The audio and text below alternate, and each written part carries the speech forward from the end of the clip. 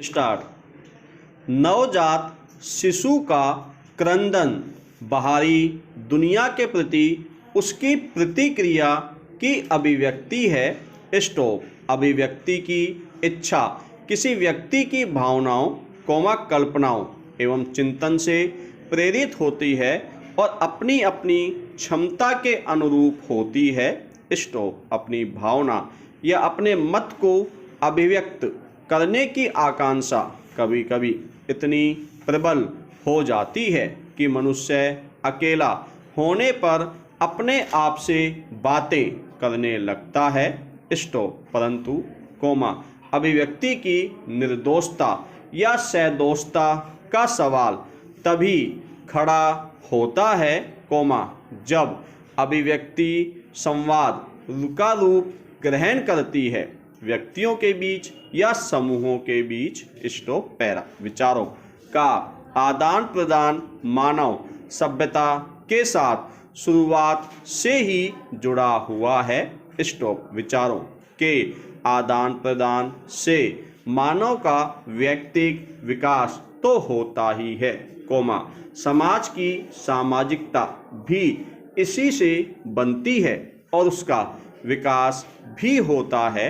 Stop. वैसे शायद ही कभी सभ्यता के इतिहास में अभिव्यक्ति की पूर्ण स्वतंत्रता दी गई हो, यद्यपि हर युग में प्राधिकार ऐसे दावे करते हैं। Stop para. अभिव्यक्ति की स्वतंत्रता का अभिप्राय दो प्रकार के संवादों से है। एक तो मीडिया के द्वारा सूचनात्मक और दूसरा व्यक्ति के स्तर पर विचारों या मतों का प्रकाशन। स्टॉप। इसमें कोई संदेह नहीं कि सूचनाओं के स्वतंत्र प्रसार से समस्त राष्ट्र प्रगति के पथ पर अग्रसर होता है। स्टॉप। विशेषकर आर्थिक एवं वैज्ञानिक प्रसंगों में और प्रजातंत्र में प्रेस को एक सचेतक कहा गया है, जो समस्त राजनीतिक दुर्व्यापारों पर कड़ी निगरानी रखता है, प्रजातंत्र को सही दिशा देता है। स्टॉप। प्रजातंत्र में प्रेस दोहरी भूमिका निभाता है। एक और वह किसी रचनात्मक प्रवृत्ति के निर्माण में सक्रिय भूमिका निभाता है और जनमत से सरकार को परिचित कराता है तथा दूसरी ओर सरकार की नीतियों एवं कार्यक्रमों से वह जनता को परिचित कराता है। स्टॉप। यदि सरकार की नीतियां एवं कार्यक्रम राष्ट्रीय एवं सामाजिक हित में है, तो प्रेस के माध्यम से सरकार को जन समर्थन भी मिलता है। Stop para. परंतु सूचनाओं के प्रस्तुतिकरण पर किसी न किसी प्रकार के पूर्वाग्रह, चाहे वह राजनीतिक हो या प्रजातीय हो अथवा सामाजिक पूर्वाग्रहों के प्रभाव की संभावना रहती ही है। स्टॉप। इसी से कभी कभी किसी समाचार को दुर्भावना से प्रेरित घोषित कर दिया जाता है। स्टॉप। प्रेस पर सेंसरशिप या संपादकीय विनियमन का प्रसंग मुख्यतः उन मुद्दों पर उठता रहा है, जिन पर सरकार की नीति की आलोचना की सबसे अधिक संभावना बनी रहती है। स्टॉप। परंतु अभिव्यक्ति की पूर्ण स्वतंत्रता तो संसार में कहीं है ही नहीं।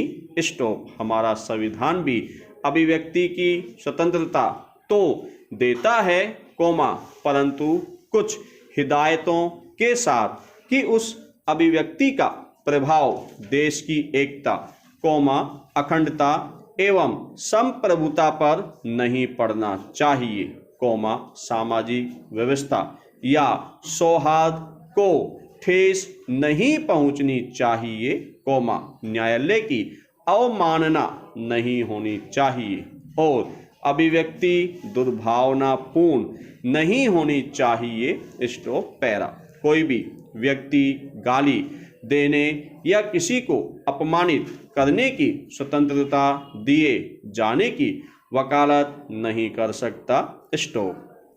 परंतु कोमा किसी व्यक्ति के विचारों कोमा दृष्टिकोणों एवं धारणाओं की अभिव्यक्ति की युक्तियुक्तता पर नियंत्रण उपाय लगाना बड़ा मुश्किल काम है।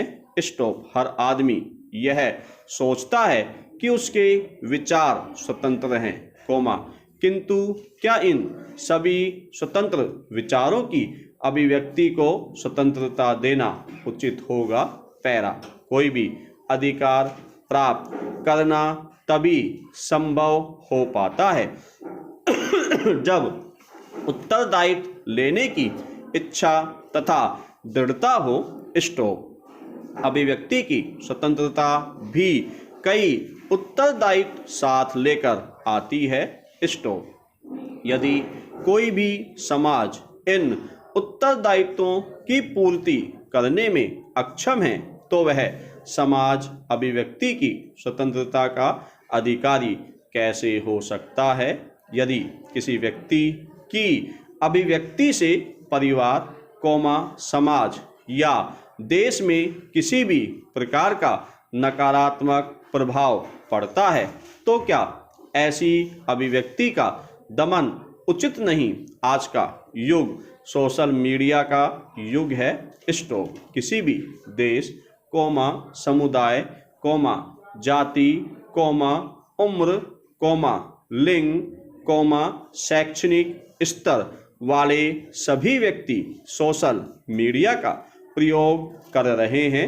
स्टॉप। इस तथ्य से एक महत्वपूर्ण बात यह सामने आती है कि यह मीडिया समाज को सकारात्मक सोच से ओतप्रोत करने के साथ ही साथ ऐसे विचारों से भी भर रहा है जो कि नकारात्मक है। स्टॉप। समाज कोमा देश कोमा मानवता के लिए विघटनकारी है।